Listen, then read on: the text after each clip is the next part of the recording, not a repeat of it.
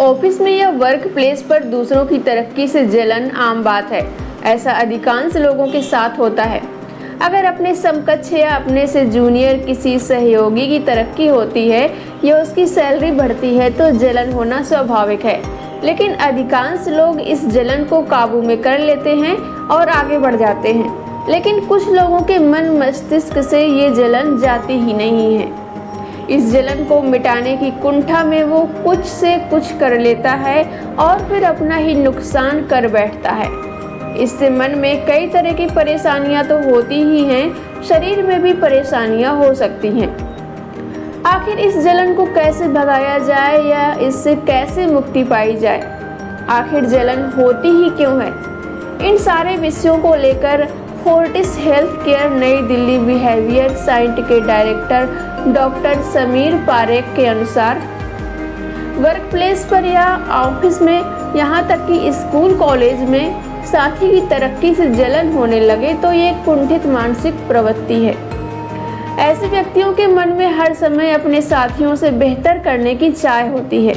जब परिणाम अपेक्षित नहीं होता तब ये महत्वाकांक्षा धीरे धीरे जलन या ईर्ष्या में तब्दील होने लगती है। ऐसे में जलन की प्रवृत्ति बढ़ती है और जब ये ज़्यादा हो जाता है तब असुरक्षा, आक्रोश और संदेह की भावनाएं पैदा होने लगती हैं। अक्सर लोगों के मन में ये चीज़ें बैठ जाती हैं कि सामने वाले साथी में मुझसे कम प्रतिभा है, इसके बावजूद वो मुझसे आगे बढ़ा हुआ है। धीरे धीरे ये प्रवृत्ति इतनी बढ़ जाती है कि कुंठाग्रस्त वो होने लगता है और जलन की भावना व्यक्ति के मनोवैज्ञानिक स्वास्थ्य पर बहुत बुरा प्रभाव डालती है। जानिए कैसे मिटा सकते हैं जलन और ईर्ष्या। नंबर 1, खुद पर भरोसा रखें। डॉक्टर समीर पारेख के अनुसार जलन की भावना तब होगी जब आपको खुद पर भरोसा नहीं होगा। ऐसे में खुद से प्यार कीजिए, खुद की तरक्की के बारे में सोचें कि क्या करने से क्या होगा। खुद को खुश रखने की कोशिश करें, खुद में संतुष्ट रहें। आत्म प्रेम आपके अंदर की जलन की भावना को कम कर देगी।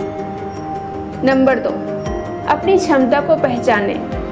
आपके अंदर तब जलन बढ़ती है जब आपको अपनी क्षमता का आभास नहीं होता। इसलिए अपनी क्षमता को पहचानें। ये सोचें कि आप भी सब कुछ कर सकते हैं, लेकिन ये सकारात्मक दिशा में होनी चाहिए, न कि किसी को अहित करके। दूसरे के जीवन में ताक झांक न करें, सिर्फ अपने ग्रोथ पर फोकस करें। नंबर 3, गोल निर्धारित करें। जीवन में हर किसी का लक्ष्य होना चाहिए। यदि आप लक्ष्य निर्धारित करते हैं तो इससे आपको उस चीज़ पर फोकस करने में सहूलियत होगी। इसके लिए बेहतर स्ट्रेटजी बनाइए, इसमें पुरानी गलतियों को सुधारिए और अपने मेन लक्ष्य पर फोकस करिए। नंबर 4, अपना ग्रोथ देखिए। अपने ग्रोथ को देखने का एक तरीका ये है कि आप ये सोचिए कि हमने जो अब तक अचीव किया है वो हमारी सर्वश्रेष्ठ क्षमता नहीं है। हमें इससे बेहतर प्रदर्शन करना होगा। हालांकि अगर अपेक्षित परिणाम नहीं आता तो इससे निराश ना हो। मन में सकारात्मकता रहेगी तो ग्रोथ निश्चित होगा। हार नहीं माने, प्रयास करते रहें। अगर कुछ अपेक्षित परिणाम नहीं आता तो उसके लिए रोएं नहीं, बल्कि हालात से सामना करें। नंबर 5, अपना मूल्यांकन करें।